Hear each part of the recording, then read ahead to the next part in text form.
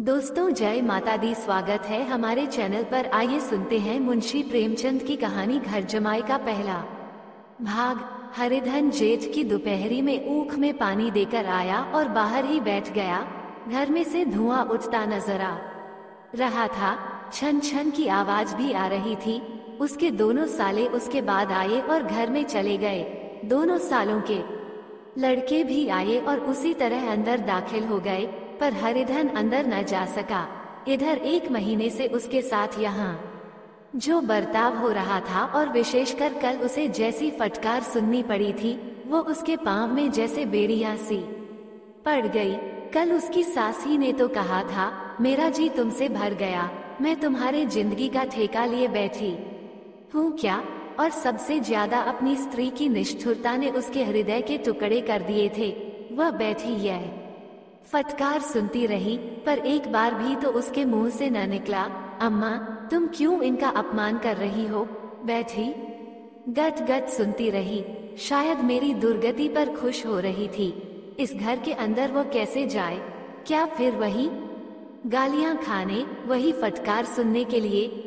और आज इस घर में जीवन के 10 साल गुजर जाने पर यह हाल हो रहा है। मैं किसी से कम काम नहीं करता हूँ। दोनों साले मीठी नींद सोते रहते हैं और मैं बैलों को सानी पानी देता हूँ। वहाँ सब लोग पल पल पर चिलम पीते हैं। मैं आंखें बंद किए अपने काम में लगा रहता हूँ।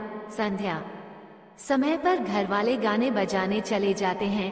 मैं घड़ी रात तक गायें भैंसे दुहता हूँ। उसका ये पुरस्कार मिल रहा है कि कोई खाने को भी नहीं पूछता, उल्टे और गालियां मिलती हैं। उसकी स्त्री घर से रस्सी बाल्टी लेकर निकली और बोली, जरा इसे कुएं से खींच लो, एक बूंद पानी नहीं है। हरिधन ने रस्सी बाल्टी लिया और कुएं से पानी भर लाया। उसे जोर से भूख लगी हुई थी। समझा अब खाने के लिए बुलाने आएगी, मगर स्त्री बाल्टी लेकर अंदर चली गई और वह तो वहीं की रह गई। हरिधन थका मांदा और भूख से व्याकुल पड़ा सो गया। सहसा उसकी स्त्री गुमानी ने आकर उसे जगाया। हरिधन ने पड़े पड़े ही कहा, क्या है, क्या सोने भी ना देगी या और पानी चाहिए?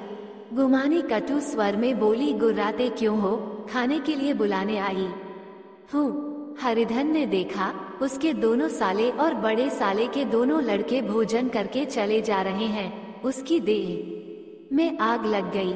मेरी अब यह नौबत पहुंच गई कि इन लोगों के साथ बैठकर खाना भी नहीं खा सकता। क्या मैं इनकी जूठी थाली चाटने वाला हूँ? मैं इनका कुत्ता हूँ जिसे खाने के बाद एक टुकड़ा रोटी डाल दी जाती है। यही घर है जहाँ आज से 10 साल पहले उसका कितना आदर सत्कार होता था। साले गुलाम बने रहते थे। सास मुंह जोहती रहती थी। स्त्री पूजा करती थी। तब उसके पास रुपये थे, जायदाद थी। अब मैं दरिद्र हूँ। मेरी सारी जायदाद को इन्हीं लोगों ने कूड़ा कर दिया। अब रोटियों के भी लाले पड़ रहे हैं। उसके जी में एक ज्वाला सी उठी कि इसी वक्त अंदर जाकर सास और साली को भी 4 बातें सुनाए, पर सब करके रह गया। पड़े पड़े ही बोला, मुझे भूख नहीं है, आज मैं नहीं खाऊंगा। गुमानी ने कहा, न खाओ मेरी बला से। हाँ खाओगे तो तुम्हारे ही पेट में जाएगा, कुछ मेरे पेट में थोड़े ही जाएगा। हरिधन का क्रोध आंसू बन गया और यह सोचने लगा कि यह मेरी स्त्री है जिसके लिए मैंने अपना सर्वस्व मिट्टी में मिला दिया। अब मुझे उल्लू बनाकर ये सब मुझे अब घर से निकाल देना चाहते हैं। अब मैं कहाँ जाऊँ, क्या करूँ? उसकी सास आकर बोली, चलकर खा क्यों नहीं लेते जी, रूठते किस पर हो? यहाँ तुम्हारे नखरे सहने के लिए किसी के पास समय नहीं है। जो देते हो वह मत देना। और क्या करोगे? तुमसे अपनी बेटी ब्याही हूँ, न कि तुम्हारी जिंदगी का ठेका ली हूँ। हरिधन ने मर्माहत होकर कहा, हाँ अम्मा, मेरी भूल थी कि मैं आप लोगों को यही समझ रहा था।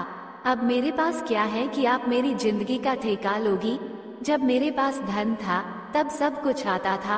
अब दरिद्र हूँ, आप क्यों पूछोगी? बूढ़ी सास भी मुंह फुलाकर भीतर चली गई। दोस्तों, इस कहानी का आगे का भाग दूसरे वीडियो में सुनने को मिलेगा। दोस्तों, वीडियो अच्छी लगी तो लाइक, कमेंट, सब्सक्राइब जरूर कर ले। वीडियो देखने के लिए धन्यवाद।